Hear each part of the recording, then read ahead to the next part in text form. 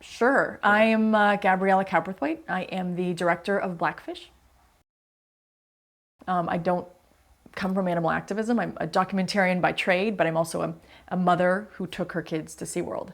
I became interested in making this film when I heard about the death of Dawn Brancheau in Orlando SeaWorld 2010. I was horrified by that event. It was incredibly tragic. But I also was very confused. I didn't understand why, a top level trainer would have been killed by a killer whale. I know that killer whales don't kill us in the wild. I knew enough pop knowledge about killer whales, I think, to know that this doesn't happen. I think that was sort of my portal of entry into telling the story. Did you want to make a controversial film? I did not set out to make a controversial film at all. I actually wanted very much for SeaWorld to be a voice in the film. In fact, I tried to get their interview for about 6 months, and we sort of went back and forth. And I thought at one point they said it was likely that I would potentially get an interview with them, and they eventually declined. I set out to make like this big philosophical film about our relationships with our animal counterparts, and then realized shortly thereafter, when I was coming to learn what I learned, that was not the film I was going to make. That was a much more pressing film that needed to be made. Yeah, I did not want this film to feel like medicine.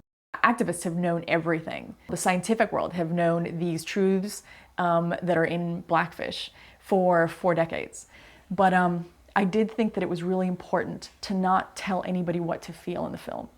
And I could have shoehorned in all these facts, I think, that would have made people angry at SeaWorld or upset at the fate of the whales. And I chose to leave a lot of that out because I sort of said, if I just pull back the curtain, arm you with information, then, and you walk away feeling something, then you own that feeling, right? It's authentic.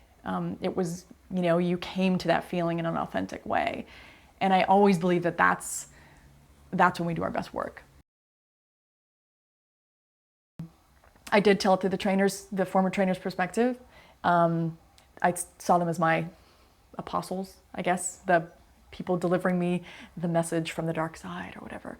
And I just thought they were very credible. Been there, worked there, believed the hype, and had become disillusioned. And so they were my storytellers. They are my film, essentially. SeaWorld has responded to the film. They issued, I think, an email to 50 film critics out there, and had a lot of problems with the thing. I think 8 things they highlighted. The facts are indisputable. Anybody can go online and look up these facts at any given time. So, we stand by the integrity of the film. Everything that they brought up was very easy for us to debunk because they were sort of facts that they were bringing up. I understand why they would have a problem with it. I think that for 40 years they've been able to control the message, and convince us that these animals are happy, the trainers are safe, all that stuff. So for 40 years they've controlled the message. So, I get 80 minutes, and I think it's actually okay to get 80 minutes to let the truth do some work. I was told by Lori Marino, our neuroscientist, that we are primates and that we learn by getting up close to things, and we feel the need to touch them in order for us to understand them. And I think that, that's a very human thing. I think that during the course of the 40 years the animals that killer whales have been in captivity, we've actually fallen in love with them. So, there probably was a place for a SeaWorld. But the fact is that given what we know about these animals and what we've learned about these animals over that time, we know, everybody knows, that there's no way we can ever give them what they need to thrive, let alone survive. We're taking these animals, wanting to be close to them, and we can't imagine that our love for them could actually be a really bad thing.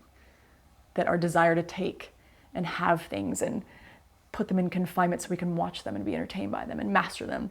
But again, I think that if we are to stop doing that and demand better for the animals, we're the only ones that are going to change places like SeaWorld. There's many ways people can get involved in a myriad of different things. So if anybody is touched or inspired or whatever by the movie, I think that there is a Free Lolita campaign. You can find out about her. There's a Keiko Foundation as well. The people behind the movie, the real Keiko story, they're doing amazing stuff. There's Morgan, freemorgan.org.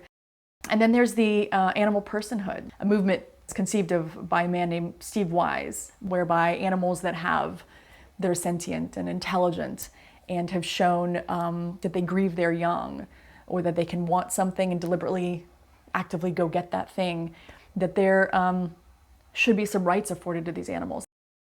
And, you know, it's kind of an amazing movement, because I think India took that movement on and basically gave personhood rights to dolphins.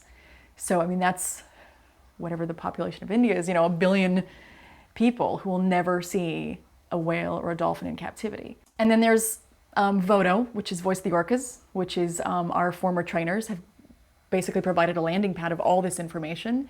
And that's incredibly valuable for people just looking to learn more. And then there's us. There's Blackfish. So we are hopefully going to be instrumental in sea pens and sea sanctuaries. We always believe that, you know, I actually always thought that SeaWorld would play could play a tremendous heroic role in kind of evolving us out of animals for entertainment and in the circus into rehab and release, and also in sea pens and sea sanctuaries, whereby you cordon off a part of an ocean cove and you can kind of retire animals from sea parks into this. You know, they do it for tigers. There's sanctuaries for tigers, or, you know, old circus animals, retired circus animals, but there aren't any so far for killer whales. It could actually be a profit-driven endeavor for places like SeaWorld. I mean, I think people would come to go see a killer whale being a killer whale for the first time, and it's just very dignified and sort of sustainable alternative, I think, to the circus, you know, animals for entertainment. What do you think a documentary should do? What do I think a documentary should do? I think that the best documentaries I've seen tend to be able to, I think, incite a little bit of anger, and they should raise a lot of questions, and then ultimately inspire hope. And, you know, I think that if you can kind of hit any one of those, the hope is that you can do all three, but I think if you hit any one of those, I think in some ways you should probably be pretty psyched, you know. So anyway, I just hope that we achieve some of that with Blackfish.